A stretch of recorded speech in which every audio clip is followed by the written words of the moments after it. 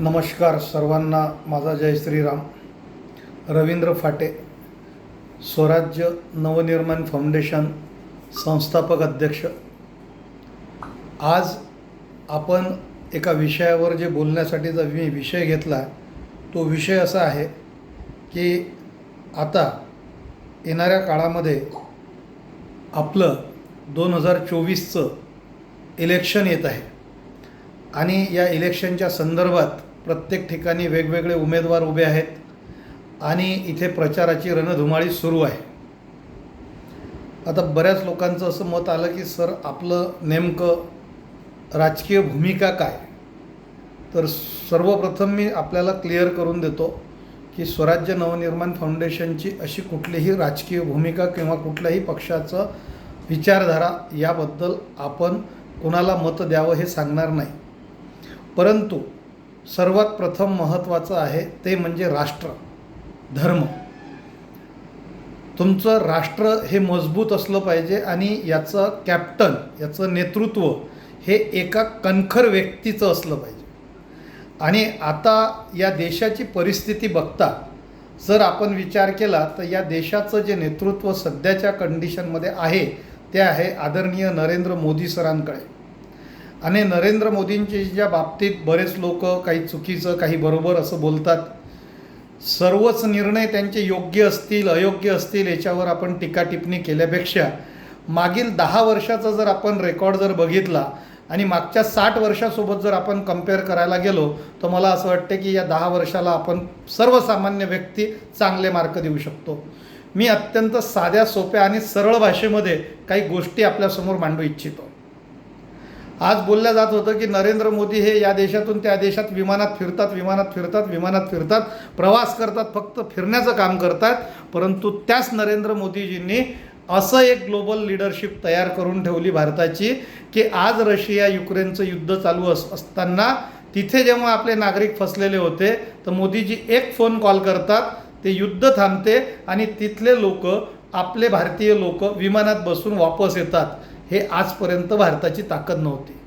जो पाकिस्तान उठसूट बॉम्बस्फोट, आतंकवादी, नक्षलवादी हे आपल्या भारत देशामध्ये पाठवत होता आणि जागोजागी लावारिस वस्तूंना, बेवारस वस्तूंना हात लावू नका हे गेल्या 10 वर्षात कुठंही ऐकू आलेलं नाही किंवा कुठं ऐकायला मिळालेलं नाही की बेवारस वस्तूला हात लावू नये. कारण हे जे नेतृत्व आहे हे सर्जिकल स्ट्राईक करणारं नेतृत्व आहे, हे घरात घुसून मारणारं नेतृत्व आहे. आपल्या सैनिकांच्या जर कधी काश्मीरमधला जर प्रश्न घेतला 370 कलम हटवण्याच्या वेळेस तेच मुफ्ती मोहम्मद कोण तो फारुख अब्दुल्ला आणि ते जे काय म्हणायचे की ये खून की नदियाँ बह जाएंगी आणि 370 बाप जन्म में नहीं होंगी, ये नहीं होंगी. 370 कलम म्हटलं, एक मुंगी पण नाही मिली, एक साधी मुंगी पण नाही मिली. मला एवढं सांगायचं आहे की एक कणखर नेतृत्व असलं तर काय होतं. जो पाकिस्तान उठसूट काश्मीरमध्ये दगडफेक करायचा, तिथं झेंडासुद्धा आपल्या लाल चौकामध्ये लावायचं तर दूरच राहिलं, ते बऱ्याच गोष्टी होत्या.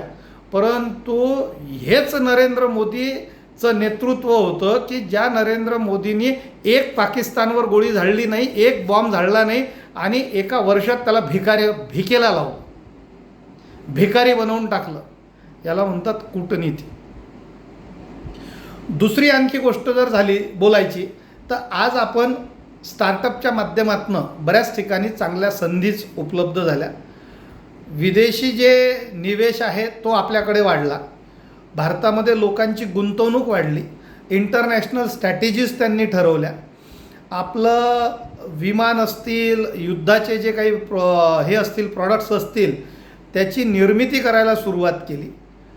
इस्रो आज आपण कुठून कुठपर्यंत गेलो हे माहिती आहे. रस्ते आणि विकास हे एक चाक आहे. ट्रान्सपोर्टेशन जर तुमचं प्रॉपर असलं तर व्यावसायिकदृष्ट्या, आर्थिकदृष्ट्या तुम्ही ऑटोमॅटिक प्रगत होता. आज आपण जर आपल्या विदर्भातला जर विचार केला तर विदर्भातले पहिलेचे रस्ते कसे होते आणि आताचे रस्ते कसे आहेत हे आपण बघू शकतो.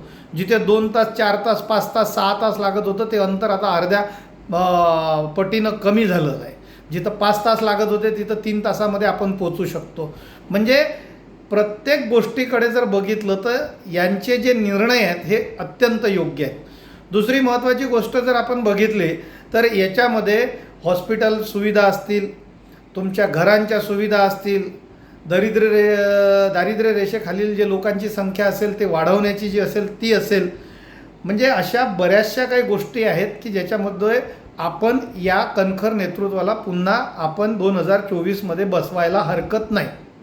कारण जे अराजक तत्व आहेत, जे विदेशी ताकद आहेत, ज्यांना सनातनाचा ज्या पद्धतीचा प्रचार चालू आहे, तुम्ही विचार करा, जे मुस्लिम देश आहे, जे सौदी अरेबिया आहे, तिथेसुद्धा इथे आपले मंदिरं बांधणं सुरू झालेलं आहे. तर याचं कारण काय? कारण हे विश्वाला आता समजून राहिलेलं आहे. या कोरोना काळामध्ये भारत असा एकमेव देश होता ज्याला आपण प्रगत मानत नव्हतो, परंतु यांनी स्वतः लस बनवली आणि दुसऱ्याही देशांना ती लस पोचवली. तर आपली संस्कृती अशी आहे की जे वसुधैव कुटुंब या पद्धतीनं बोलल्या जातं. आपण पूर्ण विश्वाला, आपण कधीही कोणाच्या विरोधात बोलत नाही, कोणत्या धर्माच्या विरोधात बोलत नाही. आपण जे आहे ते सर्वांचा विचार करून वागणारी आपली कृती असते. परंतु इथे काही अशा अवलादी आहेत की ज्या अवलादींना हे सहन होत नाही आणि त्याचेच मग परिणाम जर आपण बघितले तर आता तेव्हापासूनचा जर आपण अभ्यास केला तर आज अशी कंडिशन आहे की कुठेही दंगली घडत नाही आहेत. यूपीमधले जे योगी आदित्यनाथ आहेत त्यांनी एक बुलडोझरचा कन्सेप्ट मार्केटमध्ये आणला, ज्या बुलडोझरच्या माध्यमातून एक गोष्ट क्लिअर झाली की दंगाई लोकांना कशा प्रकारे रोखलं जाऊ शकतं. कारण काय आहे की इथं तुमच्या व्यक्ती स्वातंत्र्य आंदोलनाच्या नावाखाली तुम्ही जर शासनाची प्रायव्हेट मालमत्ता याची जर जाळपोळ करत असाल तर ती शेवटी वसूल कोणाकडनं केल्या जाईल, कोणाचं नुकसान होते, तर हे शेवटी आमच्याच टॅक्सचे पैसे असतात. आणि यातूनच जर आपण बघितलं तर योगी बाबाचा ज्या दिवसापासून बुलडोझर सुरू झाला त्या दिवसापासून यांना यांच्या लायकी समजायला लागल्या. मग तो कुठल्याही जातीचा असो, कुठल्याही धर्माचा असो, अशांच्या विरोधात अशीच कठोर कारवाई झाली पाहिजे. ज्याला जी भाषा समजत असेल त्या भाषेमध्ये जर आम्ही त्यांना समज जर दिली तरच चांगल्या प्रकारचं एक शासन चालवू शकतो. आणि मला असं वाटते की या दृष्टिकोनातून बऱ्याचशा काही गोष्टी आपण बघू शकतो की आज यांनी ज्या पद्धतीनं सगळ्या काही गोष्टी वाढवल्या. सर्व मंदिराचा जर आपण विचार केला तर यांनी टुरिझममध्ये केलं. जे 500 वर्षापासूनचं आपलं राम मंदिराचं जे प्रलंबित प्रकरण होतं ते केलं. एक भव्य दिव्य राम मंदिर जे आतापर्यंत टेंटमध्ये रामजी राहत होते, रामलल्ला राहत होते, ते आज आता भव्य दिव्य स्वतःच्या महालामध्ये राहायला आलेत. CAA लागलं, 370 कलम लागलं. म्हणजे आता आपण इथे कुठपर्यंत गेलो आणि आपण आपली एक अशी इमेज तयार केलेली आहे की ज्या इमेजमुळे आता कुठलाही देश, पाकिस्तान असो, चीन असो, इराण असो, प्रत्येक देश हा आता भारतासोबत मैत्रीपूर्ण संबंध ठेवायला तयार आहे. कारण त्यांना माहीत आहे की हा जो यांचा नेता आहे हा कमजोर नाही आहे, हा काहीही करू शकतो आणि याच्या नादी लागलं तर काय होऊ शकतं. तर माझी सर्वांना फक्त एवढीच विनंती राहील की याच्या पुढे जर 2024मध्ये पुढे जर आपल्याला आपली जर आपण या सर्व गोष्टीचा विचार केला की आपल्या देशाचं नेतृत्व कोणाच्या हाती असायला पाहिजे, तर त्या दृष्टिकोनातून स्वराज्य नवनिर्माण फाउंडेशनचं असं मत आहे की याच्यामध्ये नरेंद्र मोदी हे एकमेव पर्याय आहे की ज्यांच्या हाती आपण नेतृत्व दिलं पाहिजे. त्यामुळे आता तुम्हाला काय मेसेज समजायचा आहे तो तुम्ही समजून घ्या. कारण कुठल्याही जहाजाचा असो, गाडीचा असो, जो ड्रायव्हर असतो किंवा कॅप्टन असतो तो जर मजबूत असेल तरच तो डेस्टिनेशनपर्यंत पोहोचवू शकतो. बाकी दुसऱ्याच्या डोक्यानं चालणारा जर वर्ग काही असला तर मग त्याचे काय हाल होतात हे आपण बघितलेलं आहे. धन्यवाद. जय हिंद, जय महाराष्ट्र.